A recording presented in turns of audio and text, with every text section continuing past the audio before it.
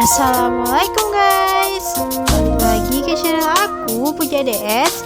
Hari ini Puja akan cerita 2 kisah lagi ya.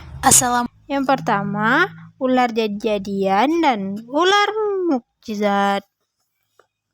Yang kedua adalah harta karun. Penasaran sama ceritanya? Tanpa berlama-lama, let's get it.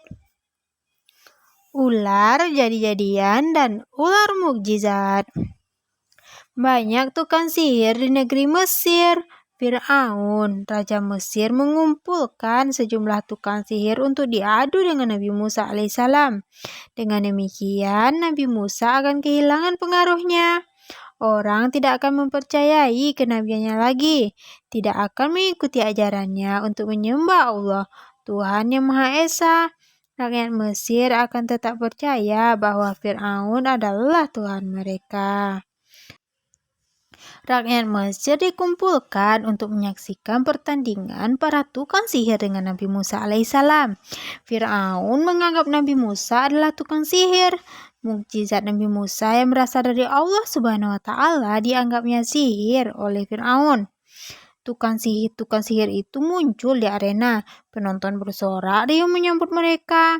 Para tukang sihir itu mengeluarkan tali dari kantong kayu. Mereka memanca mantra, lalu melemparkan tali-tali itu ke tanah. Tiba-tiba tali itu menjelma menjadi ular yang menggeliat di atas tanah. Penonton pun bersorak riuh. Para tukang sihir tertawa bangga. Benarkah tali-tali itu menjelma menjadi ular? Sebenarnya tidak. Itu hanya akal-akalan para tukang sihir. Mereka adalah para tukang sulap yang menggunakan tipuan untuk menciptakan ular jadi-jadian dari seutas tali. Sebelumnya, tali-tali itu direndam dalam air raksa. Ketika dilemparkan ke atas tanah, tali-tali itu terkena panas matahari. Tali raksa memuai sehingga tali itu menggeliat dan tampak seperti melata di atas tanah. Para penonton yang melihat dari kejauhan menyangka tali itu menjelma menjadi ular. "Hai Musa, kini giliranmu menunjukkan sihirmu," seru Fir'aun.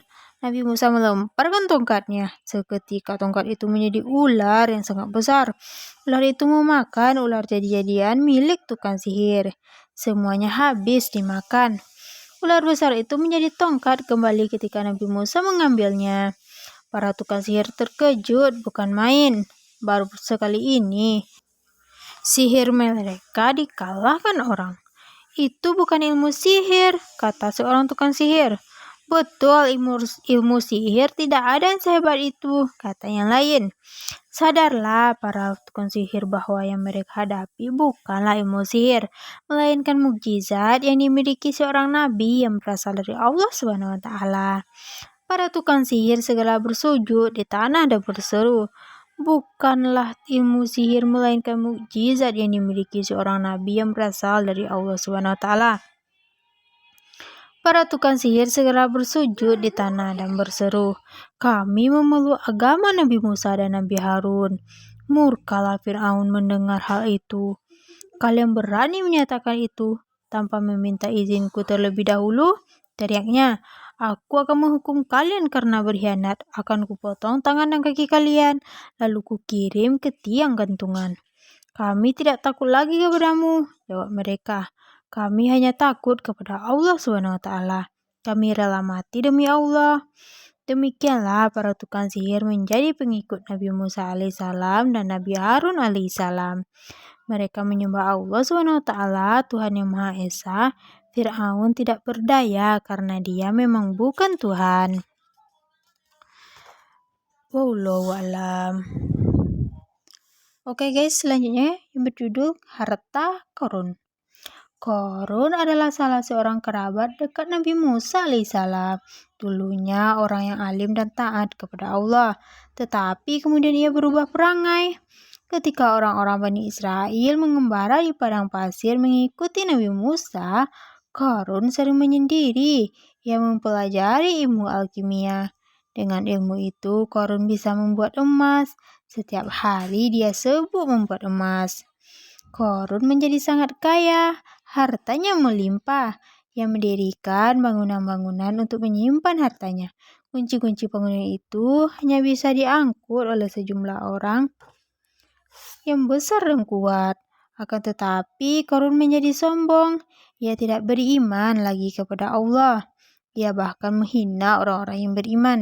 Hidupnya bermewah-mewah dan memamerkan hartanya. Ada orang dari kaumnya yang menasehati Korun. Janganlah terlalu berbahagia karena memiliki emas dan harta yang berlimpah. Allah tidak menyukai hal seperti itu. Seharusnya kau mencoba berbuat baik dengan kekayaanmu itu. Jangan coba-coba membuat kerusakan karena Allah tidak menyukai orang-orang yang suka merusak. Demikian nasihat orang itu kepada Korun. Aku memiliki kekayaan ini karena kepandaianku menguasai ilmu alkimia. Semua itu karena usahaku sendiri, kata Korun. Korun tidak mau mengakui bahwa semua itu berkenan dari Allah Subhanahu wa taala.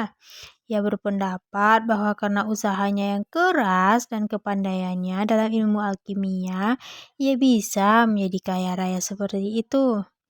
Kekayaan Korun semakin hari semakin bertambah pula kesombongannya. Pada suatu hari Nabi Musa alaihissalam mengunjungi Korun. Mengapa kau tidak menghadiri pertemuan Bani Israel? Tanya Nabi Musa. Bani Israel adalah kaum Nabi Musa. Dalam pertemuan itu kita memohon ampun kepada Allah atas semua dosa kita. Korun tidak acuh saja terhadap Nabi Musa. Nabi Musa pun beranjak keluar dengan perasaan kecewa. Korun memanggil beberapa orang suruhannya. Taburkan debu ke kepala Musa, perintahnya kepada orang-orang itu.